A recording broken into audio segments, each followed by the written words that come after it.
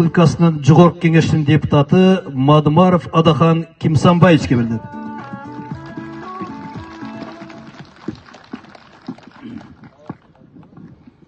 Ассаламу алейкум, урматтуу аталар, агалар, апалар, достор, эжекелер, жеңелер, алыстан жакындан келген коноктор.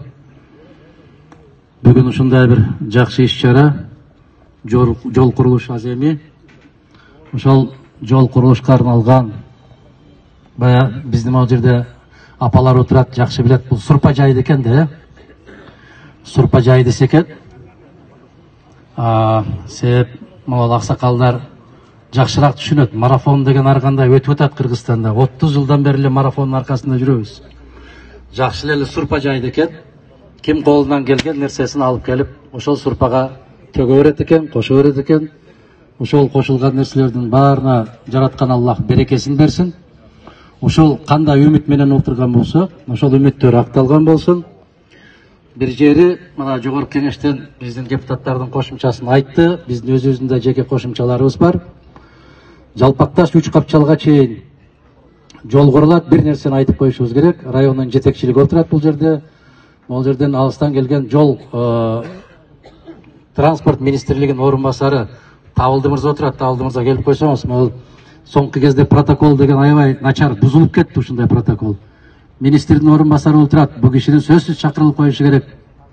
Жергиликтүү администрациядан башка администраторлор бар. Ошол кишилер бар. Ва Нурлан Сулайманов деген баштакы жол министри отурат.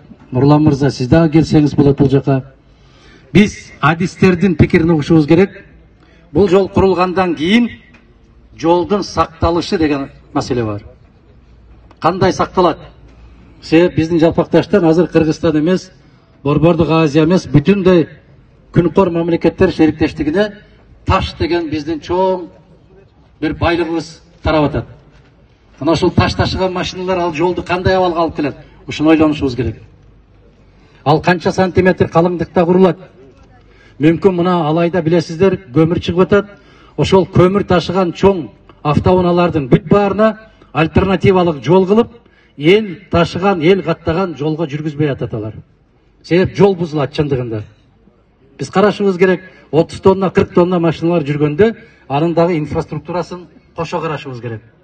Мына азыр долбоорлоо болуп аткан мезгилде мен ошол куруп аткан кишилерден, курабыз деп аткан кишилерден суранарым ушул: ар бирибиз бир тамчыдан кошуп, жолду куруп, 2 жылдан кийин ал жолдон кол жууп калбайлы. Бул жагын кошо карашыбыз керек. Себеп биз билебиз, биздин айылда таза суу долбоору болуп, 38 миллион сомго таза суу курулган, куршакка кирген. Бирок бир жаан жаап, көчкү жүргөндөн кийин ал суу түтүктөрү менен кошо жок болуп, 38 миллион сом дагы жок болгон. Туурабы туугандар? Бул жагын карашыбыз керек. Ушул жактарын дагы эске алышыбыз керек.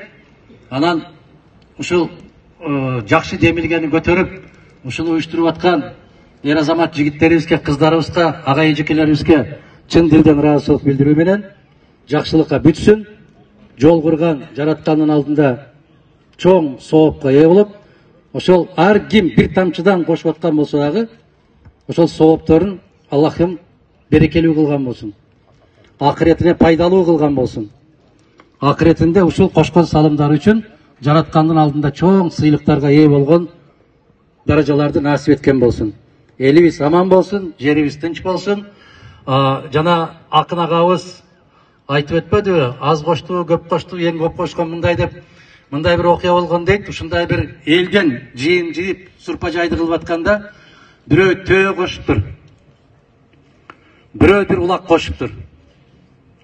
Анан ошондо эң чоң салым кошкон, жаранга сыйлык бар деп жарыяласа, ошол улак кошкон кишини эң чоң салым кошду деп ошол табылыптыр. Эмне үчүн ушундай болду? Бул кандай адилетсиздик деп айтса, ошондо калыс казы аксакал айткан экен. Бир төө кошкондун 100 төөсү бар. Бир улак кошкондун алдында айдап жүргөн 3 улагы бар, үчөөнүн бирөөсүн кошту. Бул деген өтө чоң сыйлык деген сыяктуу. Ошондуктан могул жерде аз коштук, көп коштук дебеңиздер. Аллахтын ыраазычылыгы үчүн ким канча кошкон болсо, ошону 1000 эселеп жараткан Аллах ошол инсанга кайра кайтарып бергенди насип кылсын. Бар болуңуздар, аман болуңуздар. Рахмат. Рахмат.